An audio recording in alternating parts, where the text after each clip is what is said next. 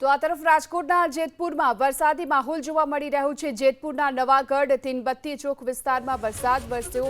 Dhoraji road, Phulwadi, મોટા ચોક, MG road સહિતના વિસ્તારોમાં વરસાદની શરૂઆત થઈ છે। રાજકોટના જેતપુરમાં પણ આજે વહેલી સવારથી વરસાદી વાતાવરણની વચ્ચે ક્યાંક વરસાદી ઝાપટા પડ્યા તો ક્યાંક ધોધમાર વરસાદ પણ વરસ્યો છે। જેતપુરના નવાગઢ, તીનબત્તી ચોક, ધોરાજી રોડ, ફુલવાડી, મોટા ચોક, એમજી રોડ સહિતના તમામ વિસ્તારોમાં વરસાદ નોંધાયો।